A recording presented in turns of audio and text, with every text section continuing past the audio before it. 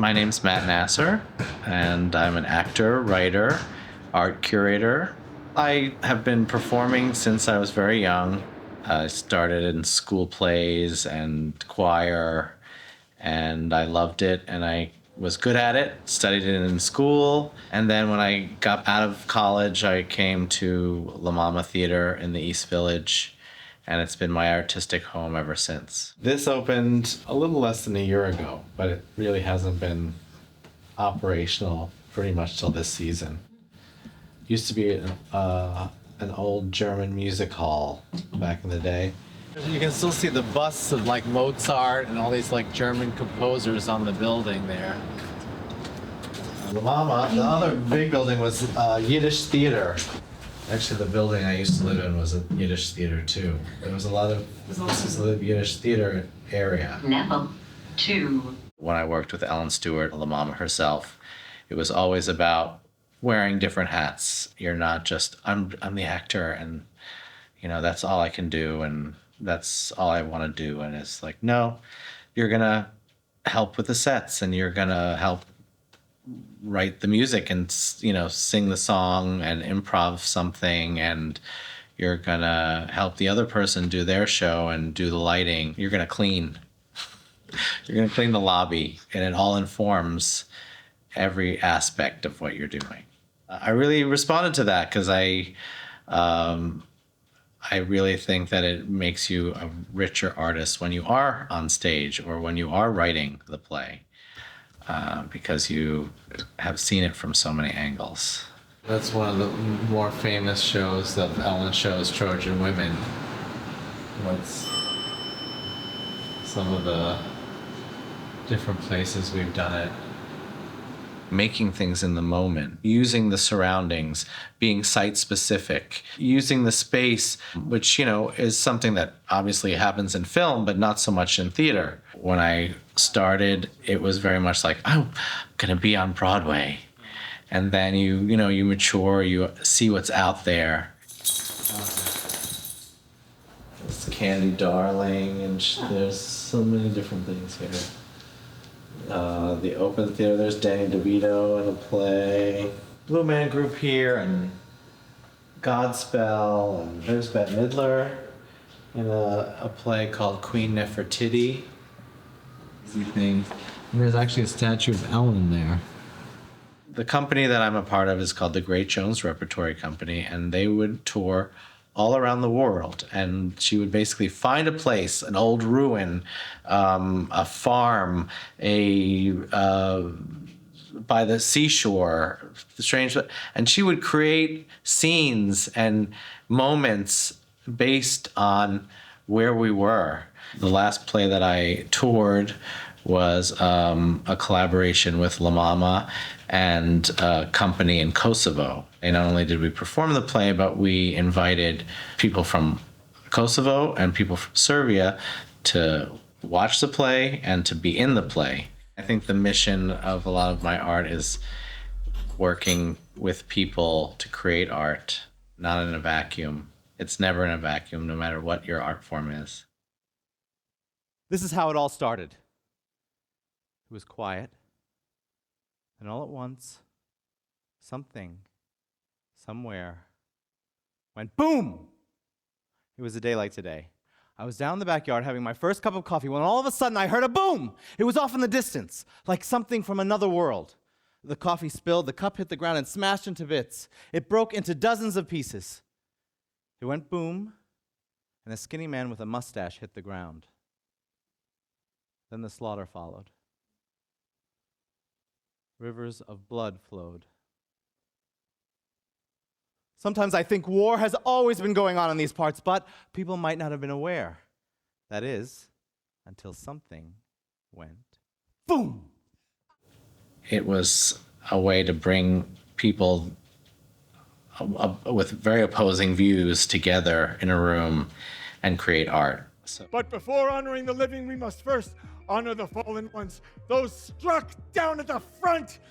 Our nation is now established on the firm foundation of the blood of the martyrs and warriors who fell in battle This has been my home where I've done a lot of shows, but then if I go out to different theaters in New York or abroad, you know, the same vocabulary is there, there's a similar culture that you can, you know, just, you know, tune your ear, and you're right in it with, it's a larger, really a global theater family. The staging would change, obviously, when you're in different locations for a play that she had written. And even the theaters here at LaMaMa are not like proscenium and the raised stage. You know, she made these big black box rooms that you could put the audience against the wall. You could have no seats and have them walk around and follow you. You could have the audience above you and you're doing the show below. Now it doesn't seem as experimental because it's gone into the mainstream. It was like a shift in theater. The only thing that's original are the brick walls. Everything else is new.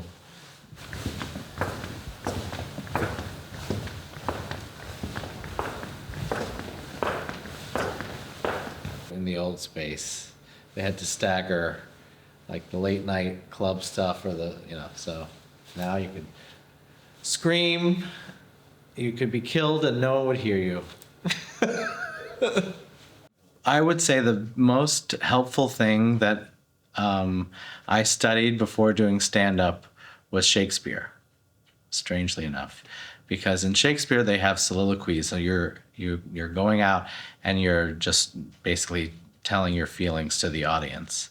And a lot of times when you learn how to do that, it's very much you use the audience as the scene partner. And that's so true for stand-up. So for stand-up, you really are listening as much as you're speaking.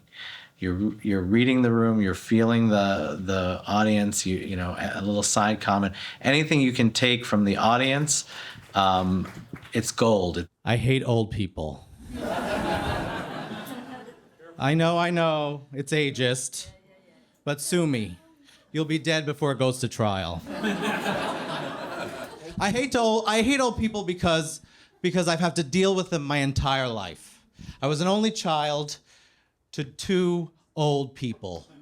Not some like newlyweds, excited to start a family, no. Old, bitter New Yorkers, giving it one desperate last chance before their genitals turn to dust. For my theater that I'm doing, it is, I really want to include the audience. I really want to touch them, have their responses fuel what I'm doing. I mean, there's a lot of performance artists that it's very insular. It's very about the image. It's about the ambiance of what they're trying to create. And that's just as valid. But for me, the connection with the audience really helps me do my job. I'm writing a play based on the myth of Atlanta. That is something where I want to talk about gender issues, trans rights. In New York, like you say, it seems like we're all on the same page about these things. It seems like we're all on the same page about these things, but I've been shocked about in my travels around the city and meeting different people that we're not on the same page. So I think an interpretation of a myth that was dealing with these issues thousands of years ago to bring people together and to think about these issues. I was working in the office here at LaMaMa, helping with grant writing.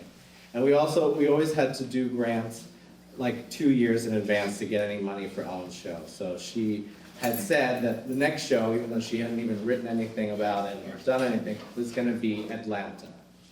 But after that time, her health started to fade and she never got to do that last show. So this is it. I mean, this is my interpretation of that show. So I was inspired by Ellen and what she was going to do next, and I sat down and I wrote some words, And with the help of these beautiful, beautiful company members of the Great Children's Repertory that have such a history doing these Greek myths, we're playing together and exploring these words and images, and that's what you'll see today. Normally I don't write the plays that we do here, but for this special occasion, I'm facilitating the storytelling with words.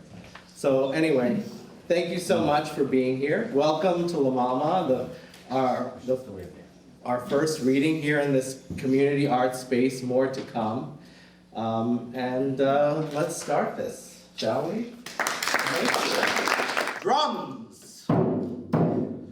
The palace is chanting prayers to the gods for a male heir to be born.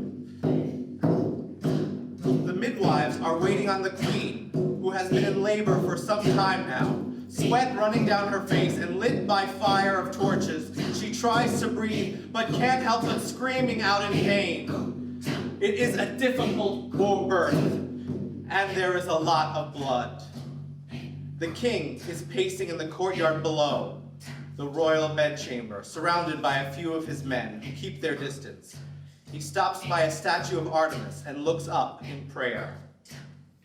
These prayers seek a different ear, unblocked by fashionable curls and unburdened by gaudy ornaments. A more direct route for my direct needs.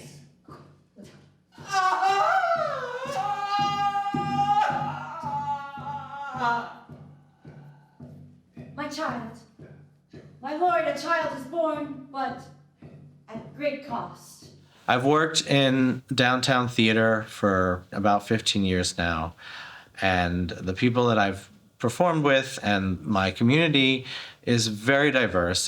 There's trans actors of color, there's gay people, there's straight people, there's every kind of ethnicity. Atlanta specifically was a story about a woman who was super strong, super fast, super smart, and challenging a lot of gender roles. Before she passed away, Ellen Stewart was starting to write her own version of this myth, and it never came to be. I really am doing this as an homage to her, who really gave me a home here and started me on this path.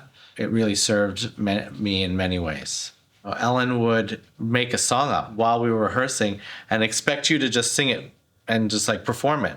And I would be like, no, I can't do that. I have to like get the notes and, rehearse it. And no, you can sing it right now. Go and perform it and sing it right now. And you can. A lot of the avant-garde theater, a lot of the new edgy theater is happening for free or for very cheap. I mean, down at LaMaMa, you can get a $10 ticket. A lot of really fun performance art is happening in bars and clubs. You can go and get a drink and see some pretty far out stuff. Theater and visual art rarely talk to each other. And I've tried to build a bridge in some ways in that world. The performance artist is really creating the world of what they're trying to have an audience, have the public experience. Hopefully, we see a part of our world in a new way. I